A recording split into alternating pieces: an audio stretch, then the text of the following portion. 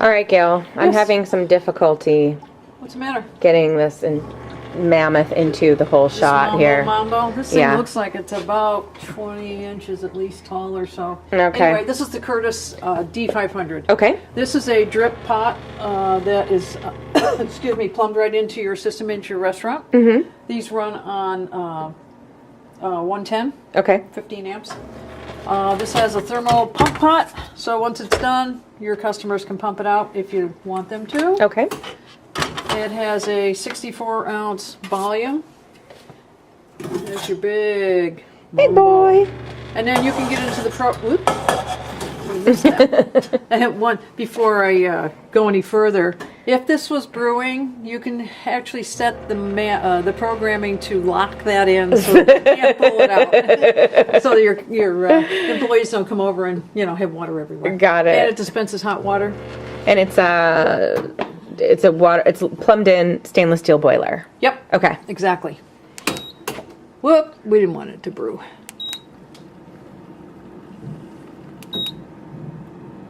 Now do brew. Now hold brew down and then do the on and off. Down, yeah. Yeah. Now it starts blinking. This is how you get into the programming mode. In the mode, don't look. Secret. So in the programming, you can program this machine to brew by volume. In other words, 64 ounces. Mm-hmm. You can, let's see, hitting the wrong one. Brew by time. You can cut the time back. Let's say your brew time is typically about 5 minutes or so on this. You can cut it back to 3, essentially cutting the volume in your pot down. Okay. Temperature select. You can select the temperature it brews from 170 up to 206. Energy saving mode. This gives you count on how many brews you've done. Pre-infusion will allow it to put a little bit of coffee, if you program it for that. Put a little bit of water on your coffee to saturate the coffee. Another total on counts. How many brews? Cold brew. That's that. That's the lock for that. Okay. Yeah.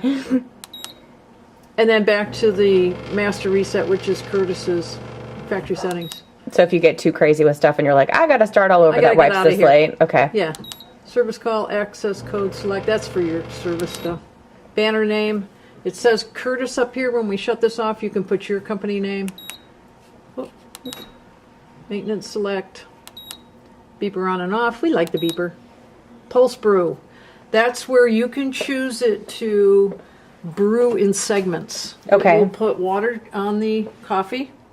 Let it bloom. Mm-hmm. And then it will do a brew for so many minutes and then stop. Okay. It'll do that 3 times. So it pulses. It doesn't just put the water on all at once and brew all at once. It gives you a little different profile in your taste. Okay. Some places like it one way, some places like it another. The other way. Okay. So you can choose some preset profiles from that. Okay. And brew time again so that you can cut your volume back. Drip out mode. Model select. And exit. Okay.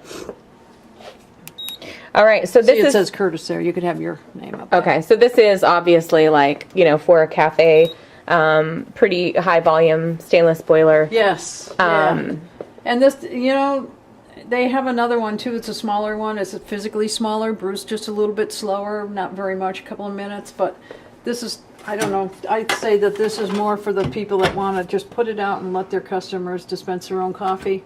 The other one is a pour. I think they have the same brew time specifically, but the smaller recovers a little bit slower. Recovery time, yeah, because this has a bigger boiler. Yeah, so if you're like, you'll be able to make 2 pots in 10 minutes on this and maybe 2 pots in 12 minutes on the other guy. Yeah. And hot water dispenser. Okay, cool. All right, so shall we pause and brew up some coffee? Yeah, let's see. Because we're going to taste we're going to do a little taste later on, but we're just going to do this a straight up brew. Not doing any special profile or anything. Right. Cool. We're not doing we're doing the factory settings as far as temperature and everything else. Cool. All right, so we'll be right back with some coffee. All right. Now it's heating up after it's brewed. The brew is done. Okay. And now the boiler's coming back up to the temperature for your next brew. So let's take that got bad a boy full pot of Joe. I got a full pot of Joe here. So we did 3.5 ounces, which is about 100 grams. to the full 64 ounces. Yep. At 200 degrees. Woohoo! Grab that. Mm, Let's see what she's like. Girl. Girl. Everything's a little bit sensual for Kat. Oh, thanks. I wasn't going there, but woo, that's a good cup of coffee. Is it good? It's pretty hot, though. That's way hot. Tastes good. Yeah, but the flavor's good. I like that. Yeah. It's we didn't preheat that carafe at all. That this Airpot, so Well, it was just- like woo. You know what? We should test too and see how long it stays hot. What the hey, right? That's another video. Wow, It's good. that's good. That's really good. It's way good. I think did I say we use the Equator coffee? Well, it was the Equator drip blend. Yeah, we like All it. right. I think it's good coffee. So you can make it stronger or weaker. You can do whatever you want, of course. yeah. That's one of the reasons to do the pulse is if you're going to like up dose, you don't want it to overflow. So the pulsing would actually enable it to. So if you go 4 ounces, Yes. 6 ounces, yada yada yada, So you it doesn't need to go do over the top. Yeah, which we've never had happen to us, right, Gal? Not a once. All right.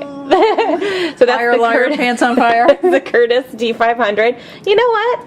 I'm going to pick one of these up for you for Christmas, Gail. We're going to get that going in your Where kitchen. are you going to buy it? Yeah. Yeah. I'm going to buy it from a little well-known site, saddlecoffeegear.com. What would I do with 64 ounces of coffee? What wouldn't you do?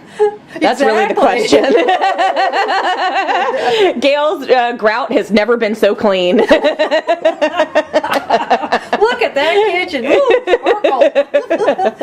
No, that's not going to happen. All right, cool. All right, Curtis, D500. Catch Thanks, you later. Gail. Yep. Bye-bye.